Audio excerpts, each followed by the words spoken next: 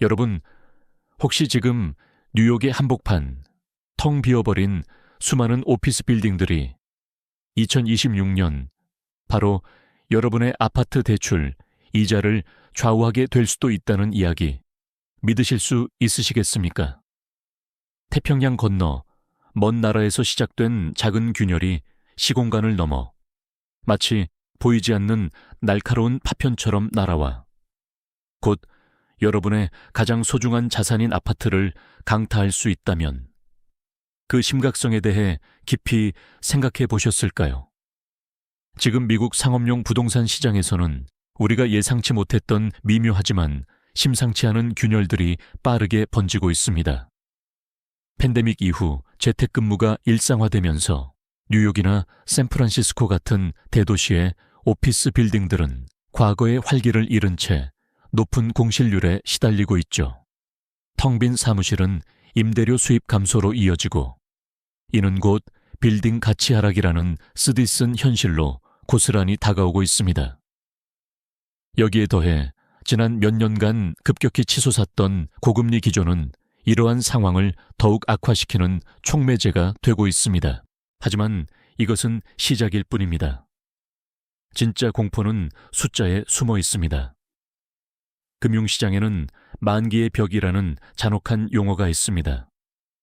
지난 저금리 시대에 헐값으로 돈을 빌려주어 올린 빌딩들의 대출 만기가 도미노처럼 겹치는 시점이 바로 지금입니다. 데이터에 따르면 올해 만기가 돌아오는 미국 상업용 부동산 대출 규모는 무려 8,750억 달러, 우리 돈으로 약 1,170조 원에 달합니다. 1,170조 원입니다. 감도 안 오는 이 막대한 돈이 단 한 달 사이에 재융자를 받거나 상환되어야 합니다. 하지만 현실은 어떻습니까? 건물 가치는 반토막 났고 금리는 여전히 살인적입니다. 은행들이 대출 연장을 해줄 리가 없죠. 결국 이 1.1씩 70조 원의 폭발은 6월을 기점으로 연쇄 파산을 시작할 것입니다. 여기서 우리가 주목해야 할 점은 단순히 건물이 비어있다는 사실이 아니라 그 건물을 지탱하던 부채의 사슬입니다. 미국 상업용 부동산 대출의 70%를 쥐고 있는 곳은 월가의 대형 은행이 아닙니다. 바로 미국의 지역 중소은행들입니다. 이들은 지역 경제의 모세혈관 같은 역할을 하지만 동시에 자산의 대부분이 부동산 대출에 쏠려 있습니다. 만약 만기의 대출 회수가 안 되면 이 은행들은 단 하루 만에 파산합니다. 스마트폰 클릭 한 번으로 수조 원이 빠져나가는 디지털 뱅크런 시대에 제2의 리먼 사태는 리먼 브라더스 같은 거대 기업의 파산이 아니라 수십 개의 지방은행이 동시에 문을 닫는 형태로 나타날 것입니다. 그렇다면 이 파편이 어떻게 한국의 아파트 대출 금리를 끌어올리는 걸까요? 이 과정은 매우 정교하고도 잔인합니다. 대한민국 금융사들은 지난 수년간 해외 대체 투자라는 명목으로 미국의 오피스 빌딩에 천문학적인 돈을 쏟아부었습니다. 국민연금, 대형 보험사, 주요 증권사들이 그 주인공입니다. 문제는 이들이 투자한 방식입니다. 대부분 건물 가치가 하락하면 가장 먼저 손실을 보는 중순위나 후순위 채권에 들어갔습니다.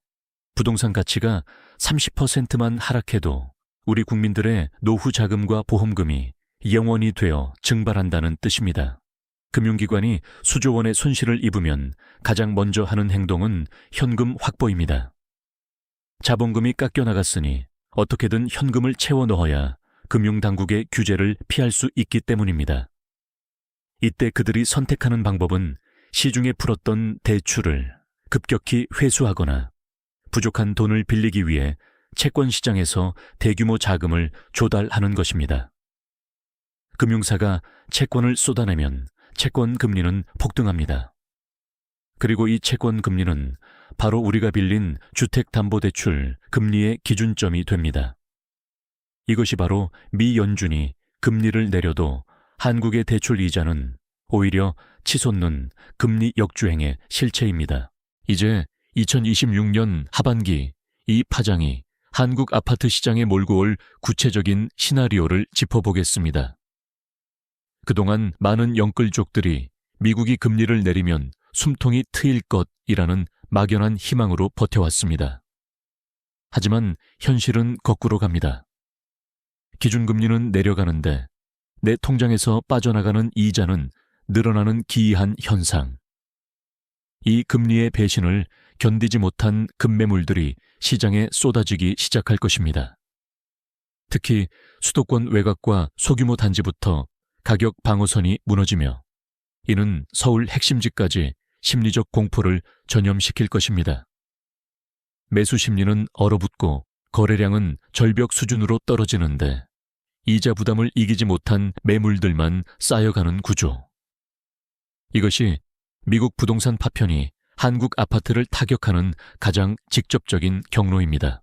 더 나아가 우리는 국내 건설사들과 연결된 PF 대출 문제를 잊어서는 안 됩니다. 해외에서 거액의 손실을 본 국내 금융사들은 유동성을 확보하기 위해 국내 건설 현장에 빌려준 돈부터 회수하려 할 것입니다. 이미 위태로운 국내 건설, PF 시장에 기름을 붓는 격입니다. 건설사가 무너지면 수분양자들의 자산이 묶이고 하도급 업체들이 줄도산하며 그들에게 대출해준 저축은행과 새마을금고까지 위험에 노출됩니다. 뉴욕의 텅 빈 사무실 하나가 나비의 날갯짓이 되어 대한민국 경제의 뿌리를 흔드는 거대한 태풍으로 돌아오는 것입니다. 부동산 시장의 신뢰도가 무너지는 시점, 그것이 바로 2026년 하반기에 냉혹한 현실이 될 것입니다. 또한 이 위기를 틈타 거대 자본이 준비 중인 RCO화, 즉 실물자산 토큰화의 이면을 직시해야 합니다. 블랙록 같은 글로벌 자산 운용사들은 부실해진 빌딩들을 조각조각 나눠서 일반 투자자들에게 팔려 하고 있습니다. 커피 한 잔 값으로 뉴욕 빌딩주가 되세요 라는 달콤한 마케팅 뒤에는 자신들의 부실 채권을 대중에게 떠넘기려는 고도의 출구 전략이 숨어 있습니다. 시스템이 붕괴하기 직전 마지막으로 물량을 받아줄 희생양을 찾는 것입니다. 2026년 하반기 화려한 광고로 포장된 조각 투자 상품들이 쏟아진다면 여러분은 반드시 의심하고 경계해야 합니다. 그것은 자산의 민주화가 아니라 손실의 민주화일 가능성이 높기 때문입니다. 결국 2026년 하반기는 대한민국 경제의 잔혹한 체력 테스트 기간이 될 것입니다. 수출 수치는 나쁘지 않아 보일지 몰라도 내수 경제의 핵심인 가계의 가처분 소득은 금리 역주행으로 인해 바닥을 칠 것입니다. 빚을 내어 집을 산 사람들은 소비를 극단적으로 줄일 수밖에 없고 이는 자영업자의 몰락과 내수시장의 침체라는 악순환으로 이어집니다. 미국 부동산의 파편은 단순히 아파트 가격만 떨어뜨리는 것이 아니라 우리 삶의 질 자체를 위협하고 부의 격차를 더욱 벌리는 무서운 무기가 되어 돌아오고 있습니다. 여기서 우리가 하나 더 짚고 넘어가야 할 지점이 있습니다. 많은 분이 금리 역주행이 일시적인 현상일 거라 믿고 싶어 하시지만 구조적인 문제를 보셔야 합니다. 미국의 부채 위기는 이제 국가 신용의 문제입니다. 미국이 빚을 갚기 위해 더 많은 달러를 찍어낼수록 달러의 가치는 장기적으로 하락하고 자산 가격의 변동성은 상상을 초월하게 될 것입니다. 한국 역시 인구 구조의 변화와 잠재 성장률 하락이라는 이중고를 겪고 있습니다. 이런 상황에서 외부에서 터진 금융 충격은 체력이 약해진 한국 경제에 치명타가 될 수밖에 없습니다. 특히 전세 제도라는 한국만의 특수한 금융 구조가 위기를 증폭시키는 기폭제가 될 것입니다. 대출금리가 역주행하면 전세 자금 대출금리도 함께 오르고 이는 전세 수요 감소와 전셋값 하락으로 이어집니다. 집값의 하단을 지지해주던 전세 가격이 무너지면 아파트 가격 하락은 걷잡을 수 없는 속도로 빨라집니다. 2026년 하반기 우리는 전 세계에서 유례없는 부동산발 금융위기의 중심에 서게 될지도 모릅니다. 하지만 기억하십시오. 가장 어두운 밤이 지나야 새벽이 옵니다.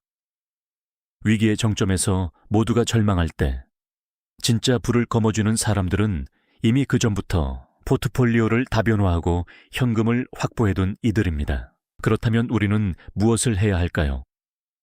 공포에 질려 마냥 손 놓고 있을 수는 없습니다. 위기는 언제나 부의 거대한 재편을 동반합니다. 금리 역주행으로 자산 가격이 급락할 때 준비된 자들에게는 일생일대의 기회가 올 것입니다. 지금 가장 중요한 것은 현금 유동성과 시스템 밖의 진짜 자산입니다. 시스템이 마비될 때 디지털 숫자로만 존재하는 예금은 여러분을 지켜주지 못할 수 있습니다. 그래서 제가 금과 비트코인을 지속적으로 강조하는 것입니다. 특정 국가의 경제 상황이나 은행의 파산 여부와 상관없이 그 가치가 유지될 수 있는 자산, 그것이 파국이 시작될 때 여러분의 경제적 주권을 지켜줄 최후의 보루가 될 것입니다. 비트코인이나 실물금은 누군가의 부채가 아닌 그 자체로 가치를 증명하는 자산이기 때문입니다. 역사는 우리에게 가르쳐 줍니다. 준비된 자에게 위기는 축제이고 준비되지 않은 자에게 위기는 재앙입니다. 8-50억 달러라는 숫자는 결코 거짓말을 하지 않습니다. 그것은 이미 확정된 미래이며 우리가 반드시 건너야 할 강입니다. 2026년 하반기 미국의 텅 빈 사무실이 우리 집 앞 상점의 문을 닫게 만드는 그 나비 효과를 목격하게 될 때 여러분은 당황하는 피해자가 아니라 냉철하게 다음 수를 두는 투자자가 되어 있어야 합니다. 시장의 소음에 일희일비하지 마십시오. 거대한 시대의 흐름을 읽는 자만이 살아남습니다.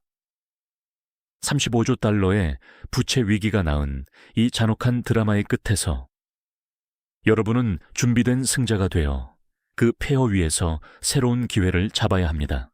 시니머니는 앞으로 남은 시간 동안 미국의 중소은행 연체율 변화와 월가의 비공개 매각 데이터를 집요하게 추적할 것입니다. 어떤 은행에 먼저 균열이 생기는지, 그 여파가 한국의 어떤 금융사에 가장 큰 타격을 줄 것인지 가장 날카로운 데이터로 안내하겠습니다. 오늘 다룬 2026년 하반기 국내 금리 역주행 시나리오, 이제 여러분은 어떤 선택을 하시겠습니까? 불확실한 미래는 두려움의 대상이 아니라 시야를 넓힌 사람에게는 거대한 도약의 발판입니다. 시장의 광풍 속에서도 흔들리지 않는 시니머니만의 데이터 나침반으로 여러분의 소중한 자산을 끝까지 지켜내겠습니다. 오늘 영상이 여러분의 시야를 넓히고 다가올 위기에서 생존 전략을 짜는데 조금이라도 도움이 되셨다면 좋아요와 구독 부탁드립니다.